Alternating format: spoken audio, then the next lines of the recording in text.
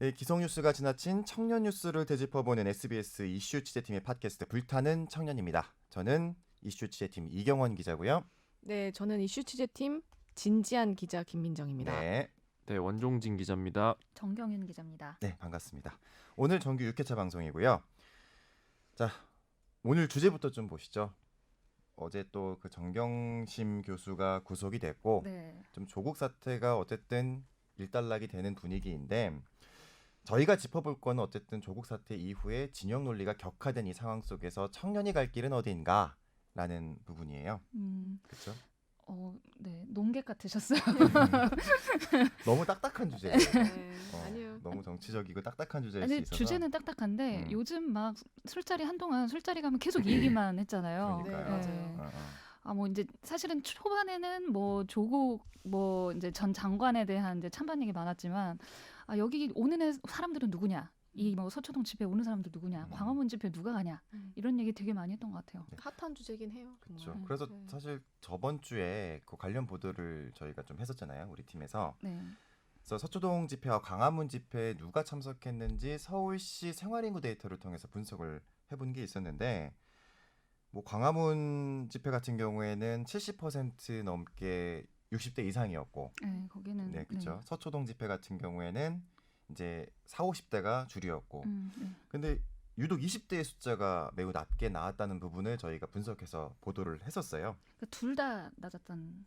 그렇죠. 둘 다 낮았어요. 구체적인 수치를 말씀드리면은 광화문 집회 20대 비중은 0.9%였고 1%도 안 됐고요. 네. 서초동 집회 같은 경우에는 5.7%였고요. 음, 매우 낮죠. 네. 생각보다. 그 주변에서도 그 조국 사태 때문에 좀 화가 난다라고 얘기했던 주변 친구들도 네. 집회에 나갔던 사람들은 거의 없는 것 같아요. 체감으로도. 그러니까 보통 집회에는 되게 젊은 사람들이 많이 나오는데 그렇죠. 특별히 태극기 집회가 아니면은 네, 근데 이 정도로 낮을 줄은 몰랐어요. 저도 이제 보이기는 많이 보였다고 생각했는데 비중이 그렇게 높지 않았다는 게 좀. 사실 이런 집회나 사회운동 같은 경우에 대학생들이 비교적 시간적인 여유가 이제 물론 네. 요즘은 없지만 네. 그나마 직장인에 비해서는 참여할 수 있는 나름의 여건이 됨에도 불구하고 관심이 없다는 표현은 좀 그렇고 여기에 네. 여기 서초동도 안 가고 강화문도 안 가겠다라는 청년들이 많다라는 나름의 함축이 있을 것 같아서 네.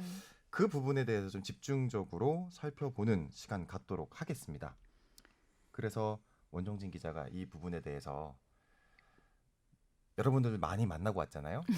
네, 두 분을 만나고 많이는 왔는데요. 아니구나. 두 분을 만나고 네. 왔구나.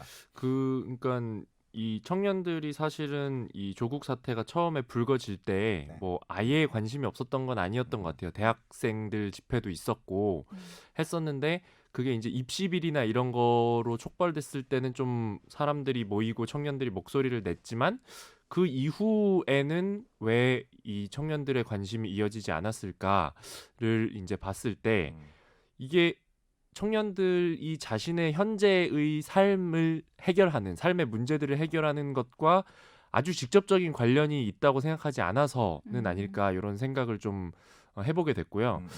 그래서 어쨌든 간에 이 주류 네. 경제학자들은 아니에요. 근데 계속해서 이 청년 문제 또 청년의 경제 문제에 대해서 의견과 연구 자료를 냈던 교수님 두 분을 만나고 왔습니다. 한 분은 이제 좀 다들 들어보셨던 88만 원 세대 한 12년 전에 나온 책인데요. 그렇죠. 예. 그렇게 오래된 건. 벌써 그렇게 됐더라고요. 네. 2007년에 나왔으니까 어. 그 책의 저자 우석훈 교수를 만나고 왔고요. 네. 또 한 분은 박상인 교수, 그래서 경실련에서 지금 그 몸을 담고 계시면서 되게 진보적인 경제 개혁 이슈를 말하고 계신데 네. 이 두 분의 이야기를 좀 듣고 왔습니다. 특히 88만 원 세대 같은 경우에는 저 개인적으로도 매우 의미가 있는 네이밍인 게 사실 언제나 그 세대별 구분짓기는 있었어요. 저 전 세대는 X 세대라고 불렸고, 뭐 저는 밀레니엄 세대, 뭐 그 여러 가지 세대가 있는데 각자 이제 어떤 세대적 태도에 대한 규정이었는데 88만 원 세대부터는 생활 격차에 대한 단문으로 확 바뀌어 버리더라고요. 네. 상징적인 네. 키워드가 된 것 같아요. 그래서 88만 원 세대 이전과 이후로 나뉘는 것 같아요. 청년을 바라보는 시각. 그래서 그분이 과연 지금의 청년 문제를 어떻게 바라보는가가 매우 궁금하긴 하거든요. 그래서 어떻게 달라졌는지 한번 직접 우석훈 교수랑 이야기한 내용을 들어보도록 하겠습니다. 어떻게 보면 2007년에 88만 원 세대의 책을 내셨을 때도 그것도 하부 구조, 경제와 관련된 이야기를 많이 하셨잖아요. 근데 이 그때와 비교했을 때 이제 그때 문제 제기를 하셨던 게 지금 십몇 년이 지난 상황에서도 아직도 풀리지 않고 있는 건데 한국 사회에서 그때와 비교했을 때 어떤 게 달라졌고 어떤 게 달라지지 않았다고 보시나요? 그때는 경제가 좋았으니까 아직 우리가 돈 있을 때 청년 문제를 돈을 좀 써서라도 풀자라고 하는 얘기를 하고 싶었던 거고 지금은 이제 저성장이 고착화되면서 이제 돈이 없어요. 그때는 조금 제가 얘기를 하면은 합의를 할 수는 없지만 방법론의 합의는 안 되지만 청년을 위해서 돈을 쓰자라는 것에 대해서 사람들이 금방 그럴 거다. 그 할아버지들도 맞다고 얘기를 하고 당시 30, 40대들도 그렇지 그건 우리 미래니까 거기 돈을 써야지라고 얘기를 했거든요. 근데 지금 비슷한 얘기를 하잖아요. 그러면 노인 빈곤층이 너무 많다. 지방이 힘들다 등 모든 사람들이 청년만 힘든 게 아니라 나도 힘들다라고 얘기를 해요. 그리고 상대적으로 청년들한테만 돈을 주는 게 맞냐. 이 경제가 어려워졌거든요. 그러니까 미래에 대해서 보면은 그래도 청년 쪽에 우선적으로 돈을 투자하는 게 맞는 것 같은데 지금은 그 얘기를 해도 당장 아니 내가 더 힘들어. 이 약간 비유가 될지 모르겠는데요. 제가 88만 세대 할 때 이제 알바 시장 조사하느라고 주유소를 조사를 했대. 그때는 10대가 대부분 이 주유소 알바였어요. 그러니까 그때 좋은 고등학교 다니는 친구들도 있었고 뭐 중산층 이상인데도 자기 뭐 사고 싶은 거 있거나 부모님 선물한다고 알바 몰라 하고 막 그러던 친구들이 있었거든요.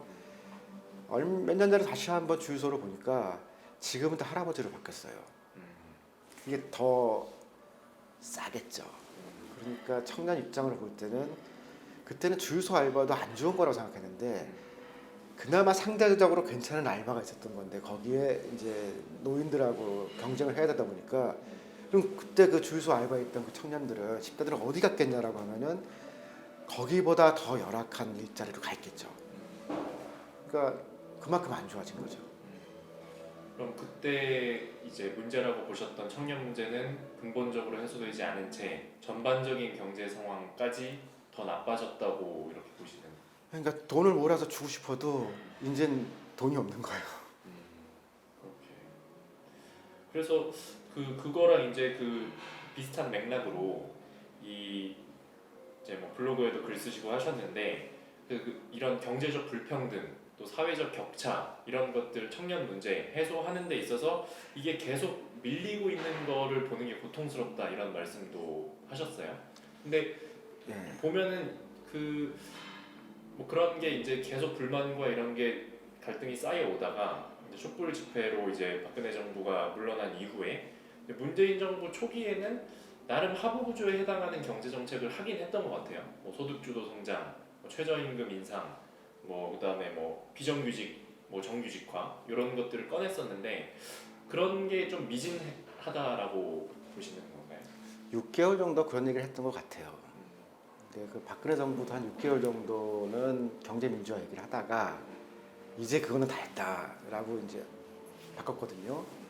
지금 정부도 거의 뭐 6개월에서 1년 사이에 시도할 만큼 시도했고 국면이 이제 바뀌는 순간이 와요. 그게 이제 장하성 정책실장 경질되기 이미 몇 달 전에 경제 변화보다는 경제를 운영하는 쪽에 대한 거를 더 방점을 둔 거거든요. 그러니까 개혁이라는 표현을 쓰면은 개혁이라는 건 제도를 바꾸든지 사람을 바꾸든지 뭐 변화가 오는 거잖아요. 근데 운영이라는 거는 관료들 통해서 하는 거거든요. 이를테면 인플레이션을 어떻게 관리할 것인가, 그다음에 주택 수준을 어떻게 할 거냐. 관리 국면으로 넘어갔어요. 그럼 이거는 새로운 개혁이나 변화보다는 어쨌든 뭐 성장률을 조금이라도 더 좋게 해서 실적 위주로, 성과 위주로, 예전에는 뭐 수출 밀어내기도 하고 그랬거든요. 그런 지금 관리의 경제로 갔으면 그러면 이제 개혁이라는 건 뭐냐 이번 정부에서 라는 그런 질문을 할 수밖에 없죠. 쭉 들어보니까 저는 이 부분이 좀 인상이 깊네요. 노인과 경쟁해야 된다. 청년들이 이제는. 네. 그러니까 그쵸? 그때보다 이제 이 우석훈 교수의 얘기는 그 88만 원 세대를 썼던 12년 전보다 지금 상황이 훨씬 더 악화됐다는 거예요. 예, 그러니까 그때는 그래도 청년 문제 해결하자라고 그러면 사회적인 공감대가 있었는데 지금은 점점 갈수록 그 12년 사이에 다 같이 힘들어져 버리고 주유소에서 노인과 청년이 경쟁해야 되는 이런 상황까지 몰려서 청년 문제 해결하자 이렇게 이야기를 했을 때 사회적 공감대 형성이 이렇게 뭐 정책으로 이어진다거나 이런 것까지 고리가 약해졌다는 이런 얘기를 반복적으로 하더라고요. 예. 약간 먹먹해졌어요. 저는 그쵸. 사실 그러니까 주유소 이렇게 조사를 했는데 이제 그런 일자리도 구하기 힘들고, 그러니까 당장 내 눈앞에 뭐 예를 들면 대학교 다니는 친구들 뭐 월세를 내야 될 수도 있고, 그다음에 뭐 학자금 내야 될 수도 있고, 그러니까 이런 문제에 굉장히 시달리고 정말 정신없는 사람들한테는, 그러니까 뭐 정치 문제라든가 뭐 굉장히 뭐 이제 집회에 참여한다라든가 사실 상상도 할 수 없는 그런 상황이었던 거예요. 여력도 저희가 안 되는 거죠. 뭐 네. 저희 대학 다닐 때도 있긴 있었잖아요. 근데 이런 사람들 더 많아졌고 오히려 이제 그 일자리마저 다른 세대와 경쟁한다는 거는 뭐 어떻게 접근을 해야 될지.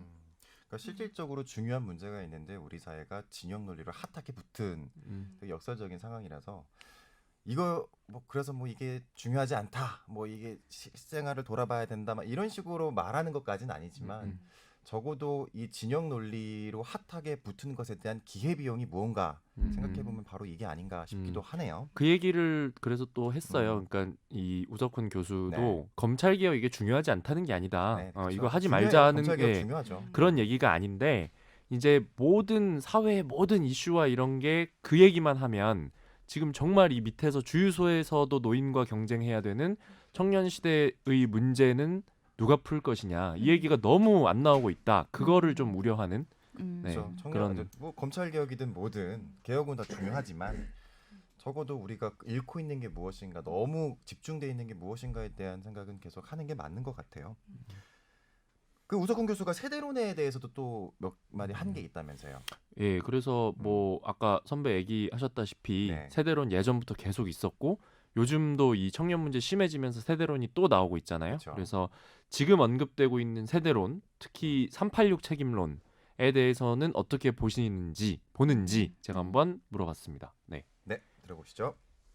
청년층에서 다양한 목소리들이 쏟아져 나오고 있는데 뭐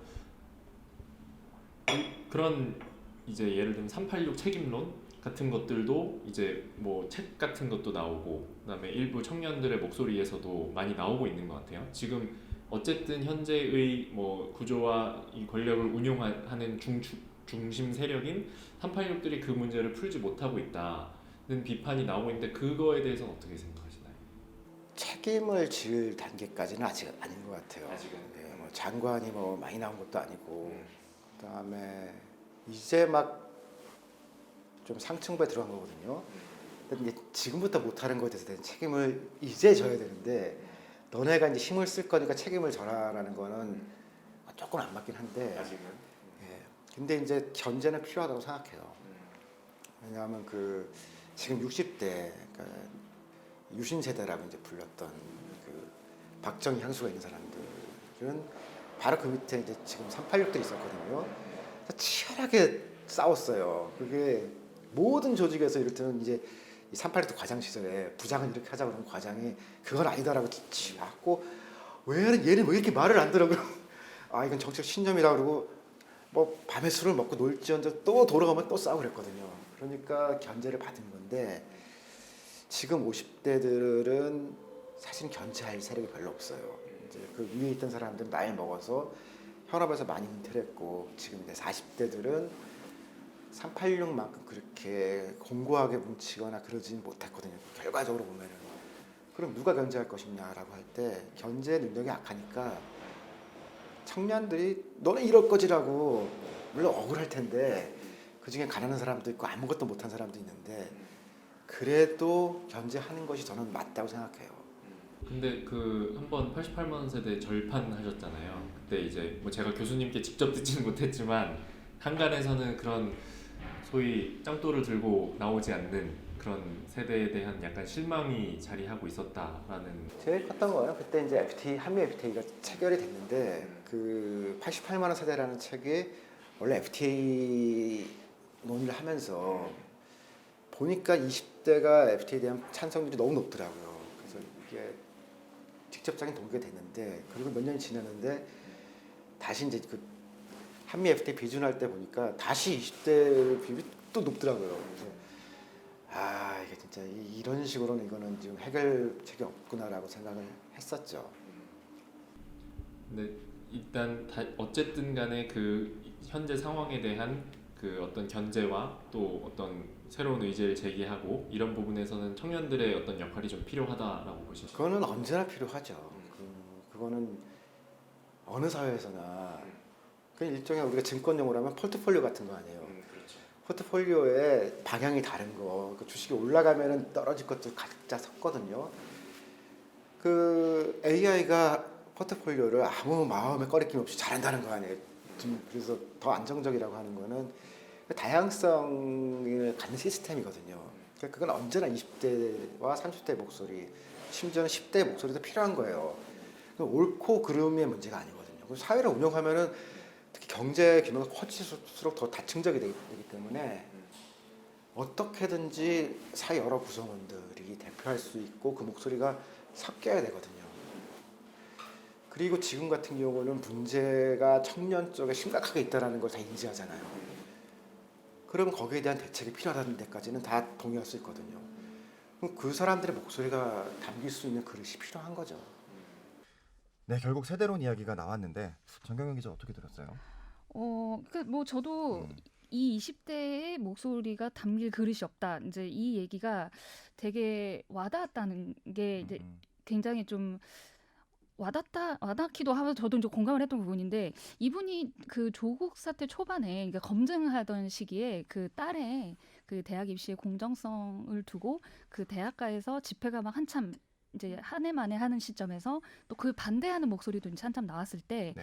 그분이 우석훈 교수가 SNS에 이렇게 글을 올린 적이 있어요. 지금 청년들의 모습이 굉장히 당황스럽다라는 게 느껴질 정도로 내가 어떻게 진단을 해야 될지 모르겠다. 지금의 시대는 뭐 청년들의 뭐 회의감, 박탈감 이런 것들이 아니라 본인이 예상하지 못한 굉장히 큰 뭐 분노 같은 게 느껴지기도 하고 네.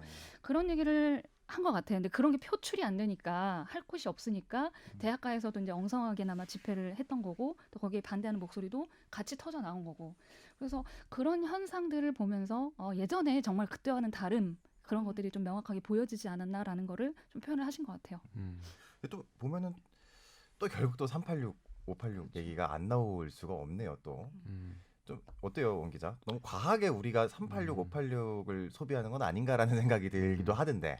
그러니까 뭐 네. 그런 비판도 있기는 한데 네. 근데 어쨌든 간에 뭐 이쪽 진보 진영에서 네. 이 그 뭐 세대론이 이제 계속 나오는 게 부정적인 부분도 있지만 어쨌든 청년의 문제를 이렇게 좀 짚어서 바라보고자 하는 그 스탠스에서 이렇게 세대론이 시작이 된 것 같기는 해요. 예.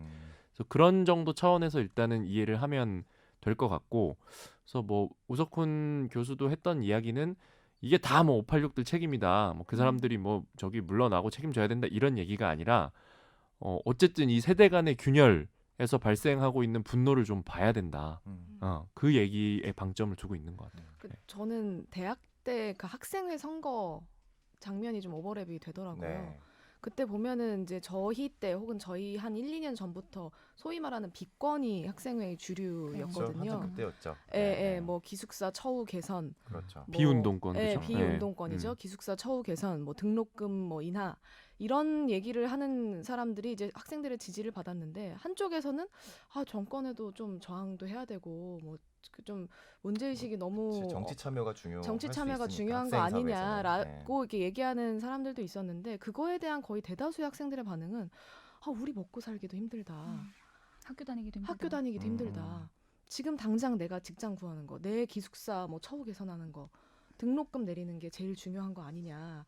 그때 분위기, 그러니까 너네들 왜 정치 참여도 안 하고 니네 처우 개선 해달라고 하냐라고 얘기하는 사람들에 대한 반감?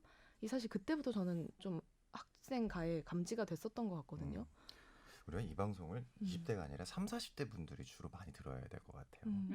네. 약간 어찌 보면 되게 공자님 말씀일 수도 있잖아요. 청년들 힘들어. 누가 몰라. 근데 약간 디테일을 모르다 보니까 공감이 잘 안 될 때가 있어요. 사실 저도 이제 약간 20대에서 이탈한 지 꽤 돼서 그런지 모르겠는데 여러 가지 그런 생각이 많이 드네요. 그럼 우석훈 교수님 얘기는 여기까지 하고 또 전문가 한 분 만났잖아요. 아까 예고를 했지만. 네, 뭐 박상인 지금 서울대 행정대학원 교수인데 네. 이제 경실련에 몸담고 있고 되게 진보적인 경제 개혁 부분을 이제 얘기했던 분이에요. 근데 네. 왜 자꾸 청년 문제 얘기하는데 진보 쪽 경제학자들 얘기만 듣냐라고 생각하시는 분들도 있으실 수 그 있는데, 질문 하려고 그랬어요. 네. 근데 사실은 이제 그 어떤 뭐 경제적인 해결책에 네. 대한 담론이 나올 때 청년 세대 특히 네. 이제 이 어떻게 보면 경제적으로 지금 20대가 되게 소외돼 있잖아요. 네. 이들에게 어느 정도 경제적 불평등을 해소해주고 지원이 필요하다라는 이야기는 진보 경제학자들이 많이 한 건 사실이에요. 그래서 보수 경제학자들은 뭐 대안이 없는 건 아니겠지만 이렇게 세대를 이렇게 타겟팅해서 이야기를 좀 더 활발히 했던 것은 진보 경제학 진영에서 좀 많이 했던 건 사실이고, 그게 바른 해법이든 아니든지 간에 그 중에서 가장 활발히 네. 얘기를 내셨던 박상인 그러면- 교수를 만나고 왔습니다. 네. 박상인 교수의 말 들어보시죠. 네. 사실 지금 우리 굉장히 저는 어려운 국면에 들어갔다고 생각합니다. 먼저 경제만 보더라도요. 사실 한 2010년대 이후로 한국 경제, 특히 제조업이죠. 우리 경제를 지탱해왔고 선도해왔던 게 제조업입니다. 경제 성장을 선도해왔고 수출을 선도했는데 제조업 경쟁력이 저하되고 있다는 많은 지표들이 나오기 시작해요. 한 2000년부터 한 지금 17, 18년, 한 8년, 9년 사이에 제조업 평균 가동률이 80% 초반에서 70% 초반으로 한 10%포인트가 쭉 떨어져요. 그러면서 수출 증가율 감소도 굉장히 빨리 일어납니다. 그러니까 제조업의 경쟁력 상실이 구체적으로 특정 산업들에서 한계 기업들 그리고 도산하는 문제가 최근 2, 3년 사이에 많이 일어나고 있어요. 이게 이제 기본적으로 한국 제조업이 그동안에 가격 경쟁력 위주로 쭉 성장을 해왔고요. 그 가격 경쟁력을 유지할 수 있었던 가장 미천이 뭐냐면은 하청에 대한 단가 우려치기를 한 거예요. 이거 고부가 가치 부품 소재는 일본 같은 데서 들여오고 어떻게 보면 전통적인 부품 소재에 대해서 국내 기업들 단가 우려치기로 해서 그 가격 경쟁력으로 우리가 유지를 했고요. 경제 구조 개혁을 해야 된다고 제가 말씀드리는 이유 중에 하나가 대내적인 개혁을 통해서 중간재에서 혁신이 일어날 수 있는 그런 환경을 만들어주는 게 경제개혁의 요지가 되는 것이죠. 그리고 또 한 걸음 더 나가서 정부가 보다 적극적으로 산업 구조 조정을 도와줘야 되는 겁니다. 예를 들어서 자동차, 전기차로 지금 가지 않습니까? 현대차 같은 경우도 향후 5년 동안 전기차, 내연차 생산 비율 조정을 어떻게 할지 계획이 있어요.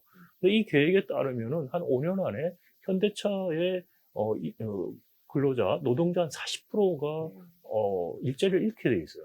그러니까 또 그건 또 무슨 말이냐? 부품 거기에 따르는 부품 생산업자들 한 40%가 망하게 돼 있다는 말이에요. 그뿐만이 아니죠. 전기차로 가면은 자동차 수리 이런 것들 수요가 줄어들어요. 그럼 카센터 있는 사람들 한 2만 명 정도 된다고 합니다. 이분들도 일자리를 많이 잃게 돼요. 자, 전기차로 이행해 가는 거, 이 새로운 혁신 중에 하나죠. 이게 잘 되려면은 아까 말씀드린 카센터 부분, 부품 소재 부분, 그리고 노동자 부분, 이런 부분에서 구조적인 변화에 적응해서 탄력적으로 움직여줘야 되는데 지금 우리 구조는 그러냐? 그렇지가 못하다는 거죠. 지금 교수님 말씀을 듣다 보니까 그런 어떤 그 개혁과 구조 개혁과 관련된 부분이 우리가 뭐 할까 말까 선택하는 수준의 단계가 아니라 곧 닥쳐올 수밖에 없는, 구조적으로 그럴 수밖에 없는 상황이라는 거네요. 그건 선택의 문제가 아니고 앞으로 닥칠 문제고 앞으로 올 문제를 얼마나 빨리 우리가 대응하느냐의 선택의 문제고 대응하느냐 안 하느냐의 선택의 문제고 그런 문제가 오고 안 오고는 선택의 문제라고 저는 생각을 안 합니다. 근데 다만 이렇게 태풍이 예를 들어서 지금 오고 있다 예보를 하죠. 근데 보니까 지금은 하늘도 맑고 괜찮아요. 그래서 태풍 뭐 온다고 그래 하늘이 맑은데 라고 말하는 것과 같을 수 있다는 거죠. 그러니까 지금 태풍이 오고 있다. 한국 경제에 사회에 많은 심각한 문제점들을 일으킬 수 있는 잠재적인 문제가 굉장히 많고 그런 것들이 현재화될 수가 있다는 것들 이런 것들을 이야기하는 것이 뭐 사회 불안을 조성하려고 하는 것이 아니라는 것이죠. 만약에 이렇게 어려울 때 우리가 크게 어려워진다면은 상당히 어려운 지속될 수 있다. 그때 가서 지금 우리가 후회하거나 그때 가서 되돌아서 지금 그랬더라면이라는 말을 하기에는 그렇게 이야기할 수 있는 우리 여유가 없다라는 거고요. 그래서 지금 한국 경제나 이 사회 문제에서의 심각성에 대해서 좀 더 진솔한 토론이 필요하다는 거예요. 그것을 근본적인 문제로 인식을 하지 않고 정략적으로 이 정권의 문제라고 생각을 하거나 또는 다른 또 정략적인 입장에서 지금 좋다. 경제가 좋은데 왜 자꾸 위기라고 하느냐.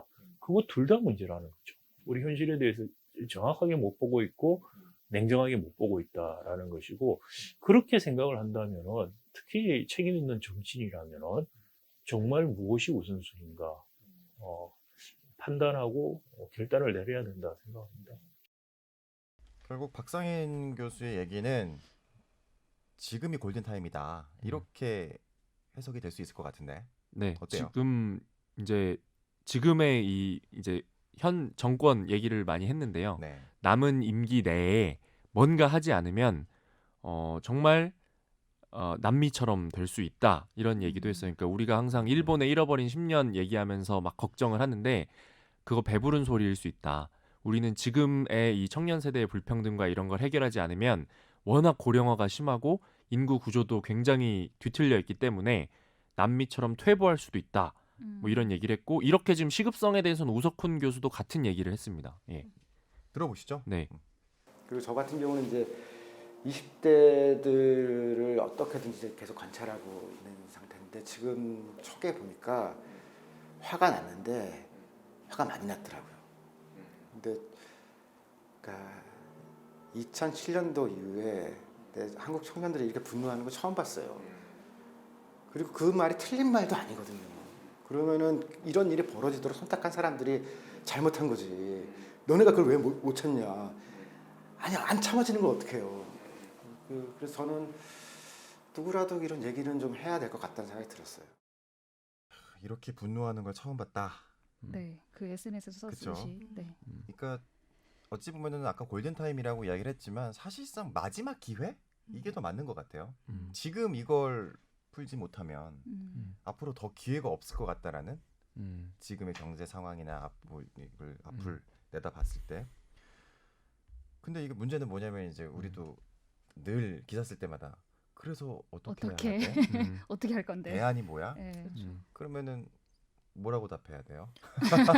사실 뭐 이 두 어. 분이 막 어. 전지전능하신 분들이 아니니까 그쵸. 뭐 이걸 한 큐에 해결할 수 있는 그런 해결책을 다 갖고 계시고 제시하신 건 아니지만 어쨌든 간에 그 공동적으로 얘기를 한 건 지금 경제에 대한 얘기를 전혀 하지 않고 있다. 특히 이 우리 사회의 미래를 책임질 청년 세대의 경제 문제 여기는 거의 뭐 쏙 들어가 있다는 거예요. 그래서 그 경제, 청년들의 먹고 사는 문제, 경제 얘기를 더 많이 해야 한다 이 얘기를 했고요.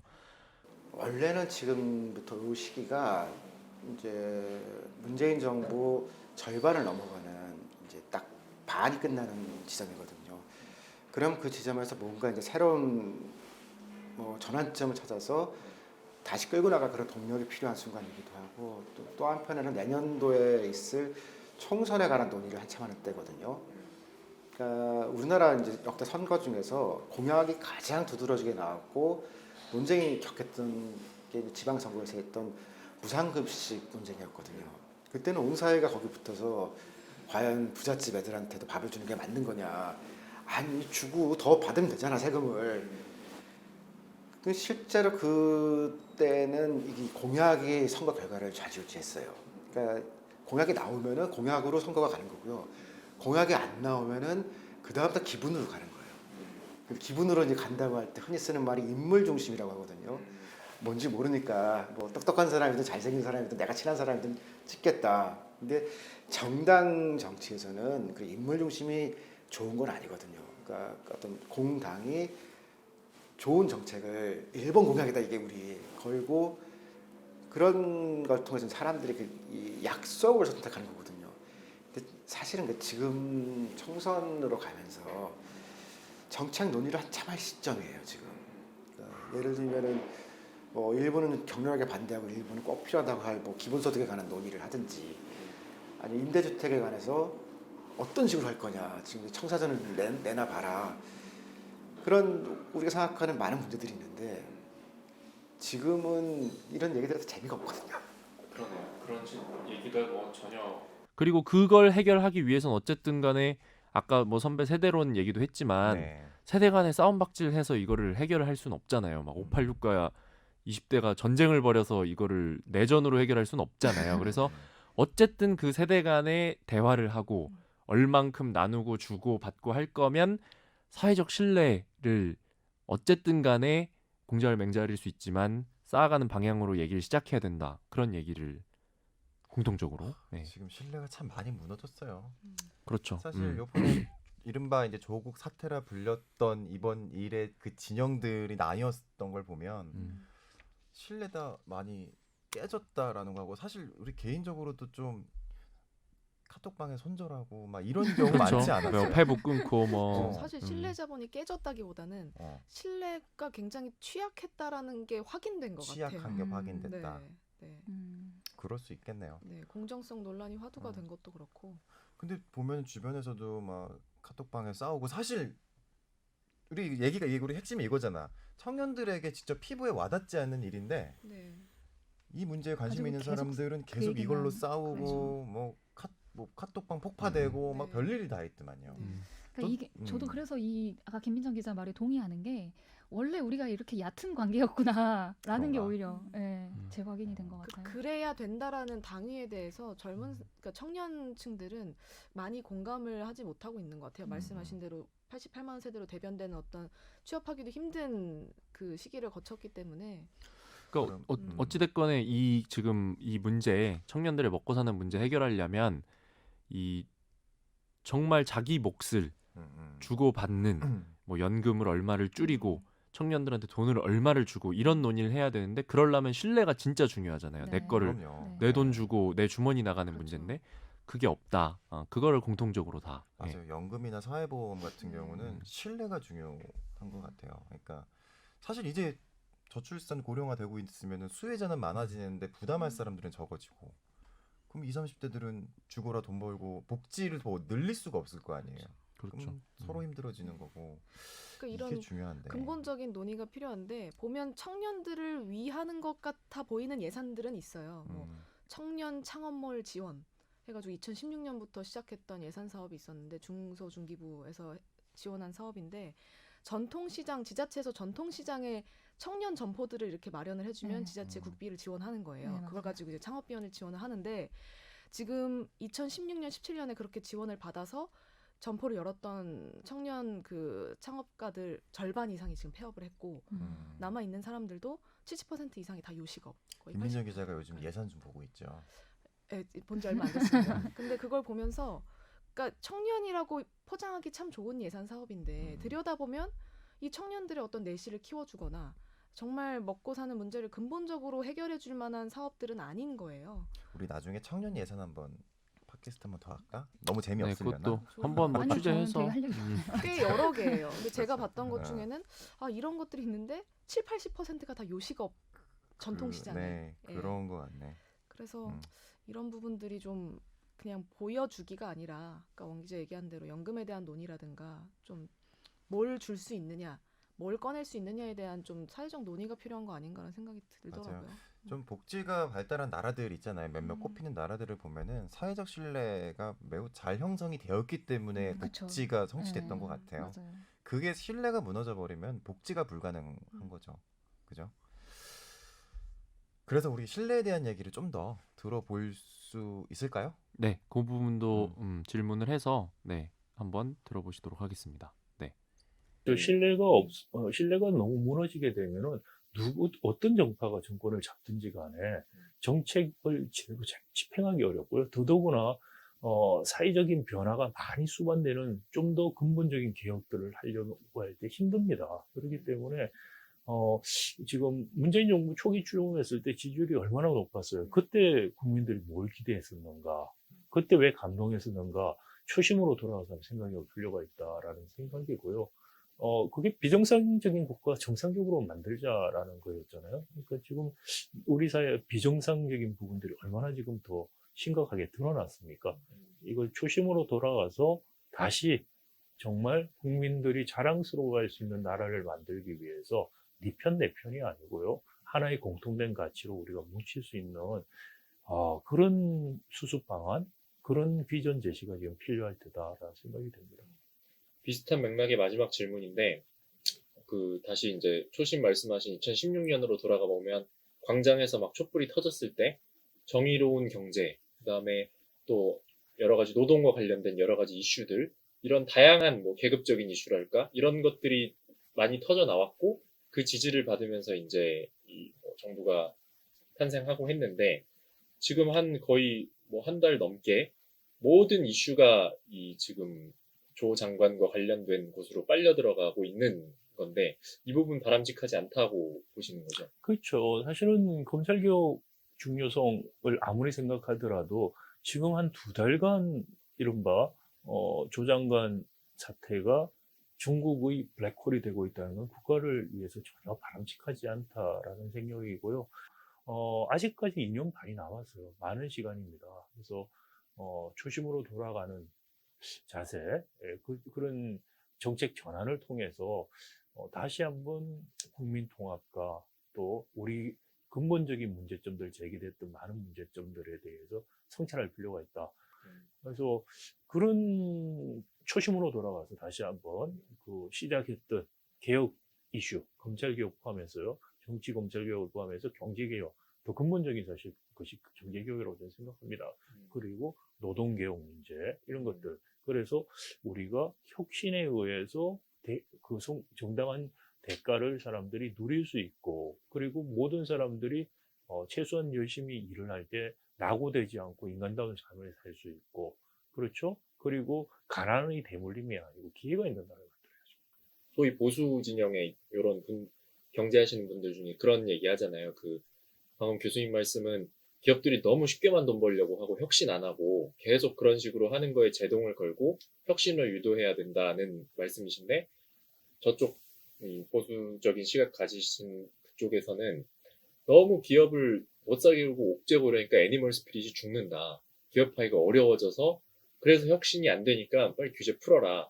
기업들이 막 활개치고 막 애니멀 스피릿을 다시 막 할 수 있게 그렇게 해야 된다는 주장에 대해서는 어떻게 그 시장이나 자본주의 경제에 대한 몰이에서 나오는 이야기고요. 그건 친시장적인 생각이 아니고 그냥 친기업가, 일부 친기업가, 그것도 기득권 기업가를 위해서 하는 말이 안 되는 주장이라고 저는 기본적으로 생각을 합니다. 애니멀 스피릿이라고 하는 것이 편하게 돈을 벌 수 있게 해줬을 때 나오는 게 아니죠. 위험을 감수하고, 그렇죠? 과감한 투자를 하는 거는 그 외의 방식으로 돈이 갈 수가 없어서 그럽니다. 우리가 미시경제학에서 기업이 이윤극대화를 한다고 가정할 때, 어떻게 모형을 만드냐 하면은 수량이나 가격 또는 기술 혁신을 통해서 이윤을 극대화한다고 되어 있어요. 기술 탈취, 단가 오려치기, 또는 다른 의미의 노동 착취라든지 이런 것들을 통해서 돈을 벌 수 있는, 불공정 거래 행위를 통해서 돈을 벌 수 있는 것들이 교과서에 안 나와요. 왜 안 나오느냐? 그 전제는 뭐냐면 그런 것들은 법으로 철저하게 방지를 해서 불가능하다는 전제에서 이야기를 하는 거예요. 만약에 불공정한 행위, 노동 착취를 통해서 기업들이 쉽게 돈을 벌 수 있다면 그게 훨씬 더 쉬운 길이에요. 누가 어렵게 혁신을 하고, 혁신을 하는 건 불확실성이 따르는 거예요. 노력을 해도 실패할 수 있어요. 그런 것보다 확실하게 착취를 통해서, 불공정 거래를 통해서, 담합을 통해서 돈을 벌려고 합니다. 자본주의 시장 경제에서 기업의 이윤 추구 행위를 허용하고 이게 사회적으로 정합성을 가진다고 말을 할 때는 제가 말씀드린 불공정 거래 행위나 노동 착취를 통해서 돈을 벌 수 있는 방법이 아예 불가능할 때 가능한 거예요. 근데 그것들을 무시하고 많지 그런 식으로 기업들이, 일부 기득권 기업가들이 잘 살고 그냥 좋아할 수 있는 환경 만들어주는 것이 혁신을 하거나 애니멀 스피릿을 불러일으킨다? 전혀 말이 안 되죠. 우리 재벌 세습도 지금 있습니다만은 누구의 아들이고 딸이라는 것 때문에 무엇을 하든 간에 수많은 거대한 부와 경영권을 물려받는데 그런 3, 4대 세들이 혁신의 유인이 있을까요? 그 기업가 정신이 있겠습니까? 누군가 도전해서 내가 성공을 하고 그럴 수 있는 환경이 있을 때 혁신가들이 나오는 것이지, 누구는 누구의 아들로 태어났고 딸로 태어나서 갖추어져 버리고 아무리 다른 사람들은 노력해도 이루어질 수 없는 사회에서 혁신이 일어나고 애니멀 스피릿이 있겠습니까? 그러니까 정말 혁신과 애니멀 스피릿을 하려면 공정한 기회가 보장이 돼야 된다는 것이고 정당한 대가가 보장이 돼야 되는 겁니다. 공정한 기회와 정당한 대가라는 것, 기회와 요인, 이것이 바로 혁신의 가장 근본적인 필요 요소라는 것은 이미 많은 경제학자들의 연구에서 입증된 사실이에요. 근데 우리가 그 기본에서 출발을 해서 들여다보면은 정말 우리 사회에서 혁신이 일어나지 않고 기업가 정신이 없어지고 또 기업인들이 오히려 사회적인 지탄을 받게 되는 이유가 뭔가는 분명히 저는 알 수 있다고 생각을 듭니다.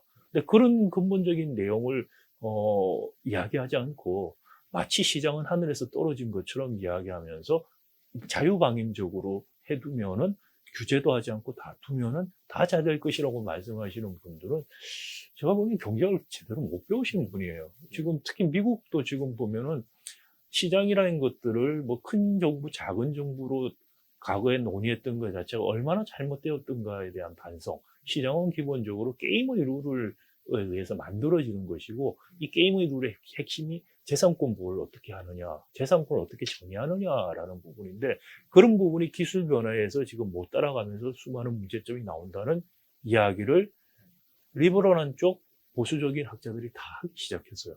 합리적인 영역에서 하다 보면 공통점이 그렇습니다. 그러니까 시장이 뭔가 정말 깊이 있게 고민을 하면은 이게 정말 중요한 것은 게임의 룰의 문제. 이 게임의 룰은 기본적으로 공정한 경쟁의 기회와 정당한 보상, 너무 과도한 보상은 다른 한편의 착취를 야기를 하게 되는 거죠. 그런 것들을 막을 수 있는 체크앤밸런스가 이루어지는 거. 우리 검찰 이야기, 개혁 이야기도 마찬가지지 않습니까? 검찰권의 오남용을 막고 정치 권력, 경제 권력으로서의 독립성을 보장하는 그런 체크앤밸런스를 만들자는 거죠. 시장도 마찬가지인 거죠. 그런 체크앤밸런스가 있어야만 공정한 기회와 정당한 대가라는 것이 가능하고 도전을 할 수가 있는 환경이 있고요. 그리고 실패한 사람이 받아들일 수가 있어요. 그리고 실패한 사람이라고 하더라도 어느 정도 인간적인 생활을 보장받고 그리고 재도전할 수 있는 기회가 주어지고 이게 바로 시장 경제를 생각할 때 이상적으로 생각하는 시스템이죠. 그 이상적인 시스템이 구체적인 현실에서 왜 작동이 안 되는가? 무엇이 문제인가? 한국에서. 지금 무역에서도 문제라고 하는데 우리 무엇이 문제냐? 그걸 고민을 하기 시작하면은 결국은 재벌개혁이라는 문제에 우리가 도달할 수밖에 없다고 저는 생각합니다. 결국 박 교수 이야기는 이제 신뢰를 바탕으로 경제 이슈를 의제화시키고 그렇게 해서 개혁을 읽어 나가야 한다. 지금이 그 마지막 기회일 수 있다라는 식으로 읽히네요. 그죠? 네, 그렇습니다. 그러니까 어쨌든 간에 빨리 이 청년들의 먹고 사는 문제에 대해서 서로 이야기를 시작하고 그 이야기를 하면서 해결책을 찾아 나가 보자. 신뢰를 바탕으로 해서 그 얘기를 계속 반복적으로 두 학자, 진보 진영에 있는 두 학자가 하고 있는 것 같아요. 네. 저는 여기 시장에서의 이 공정성에 대한 부분도 좀 와닿았는데 이 청년들이 정말 뭐 사회로 나가든 뭐 학교에서든 공정한 기회를 얻을 수 있게 시장 자체가 그렇게 굴러가도록 만들어줘야 되는 시점이다. 그런 것들도 사실 우리의 역할인데 그런 것들을 안 하고 있다라고 좀 구체적으로 얘기를 해준 것 같아서 되게 좀 의미가 있었던 것 맞아요. 같아요. 그 얘기도 있었는데, 그러니까 이번에 그 뭐 조국 전 장관 이 일이 있으면서 공정이 되게 화두가 됐는데 그 공정 문제가 되게 입시 제도로 되게 쪼그라든 거에 대해서 맞아요. 안타깝게들 생각을 하더라고요. 네. 사실 청년들에게 문제가 되는 공정 문제는 물론 입시 문제도 있겠지만 정말 이 시장과 사회 전체에서의 공정 문제, 네, 기회를 그렇죠. 얻을 수 예. 있는. 그 강자가 약자 착취하고 그리고 가진 거 없는 사람은 계속 그렇게 살아야 되고 네. 그 문제에 대한 논의로 이어지지 못하고 그냥 입시 문제, 네, 뭐 또 너무 좁았던 것 같아요. 개인의 뭐 누구의 딸, 뭐 이렇게 흘러가면서 끝나는 거에 대해서 다들 아쉬움을. 저도 사실 박상인 교수의 인터뷰 중에서 제일 좀 와닿았던 게 그거예요. 그 공정함이라는 게 사실 이번 사태에서 공정하지 않아라고 뭐 이거를 고쳐야 돼. 그럼 입시제도만 바뀌고 끝나잖아요. 그래서 그 골든 타임이라는 지점에서는 이런 부분도 좀 같이 고쳤으면 네. 맞습니다. 그런 예. 구조를 빨리 만들 수 있었으면. 자, 마지막으로 김민정 기자가 정리를 해주시자면 저는 정리는 아니고 제가 들었던 얘기는 결국엔 청년들에게 피부에 와닿는 내용들을 논의를 하려면 네. 청년 정치인들, 그러니까 청년들의 목소리를 대변할 수 있는 사람들이 정치권에 좀 많이 가야겠다라는 생각을 많이 했고요. 왜냐하면 저희가 중요하다 해도 결과적으로 그걸 논의해야 되는 곳은 입법기관이니까. 그렇죠. 그리고 동시에 그 청년들의 마음을 사람들이 의식을 하려면 국회의원들이나 이제 그런 사람들이 의식을 하려면 좀 그러니까 조직화를 해야 된다거나 아니면 어떤 좀 사회적인 목소리를 내야 된다거나 그러니까 당연히 무력감이 들 수밖에 없고 당연히 회의감이 들 수밖에 없지만 어쨌든 이 사람들이 청년들을 신경 써야 뭔가 바뀌는 구조인 거잖아요. 그렇기 때문에 그게 약간 투트랙으로 가야 될 필요가 있지 않을까라는 생각이 들었어요. 결과적으로 뭔가를 바꾸려면 바뀌게 되려면. 김민정 기자 발제 또 발제했구나. 우리 청년 정치. 그쵸? 저는 반성도 좀 되네요. 저희가 진짜 이 취재를 하면서 뭐 조국 사태 그리고 뭐 검찰 개혁 지금 이런 여기에만 너무 저희도 너무 좋게 본 게 아닌가 싶기도 하고. 그렇죠. 네. 우리도 사실 다른 걸 봐야 되는데 너무 이 사회가 이쪽으로 간 것도 있고 저희가 그렇게 만든 걸 수도 있고 책임도 그쵸? 뭐 있을 수 좀 있죠. 우리가 좀 네. 책임도 느껴야 될 부분도 있다는 생각이 드네요. 음. 어쨌든 그 다른 한켠에는 무언가 우리가 모르는 사이에 기회비용이 발생하고 있었다라는 것 그것도 좀 이런 점도 우리 기자들이 또 느끼는 네. 지점이 아닌가 싶습니다. 그래서 저희가 청년 흥신소도 하고 청년 리포트도 하고 청년에 좀 관심을 가지려고 하는 거 아닌가요? 이렇게 조용히 얘기하세요. 나 눈치 봐요? 눈치 보면서 얘기했어요. 나 눈치 봐요?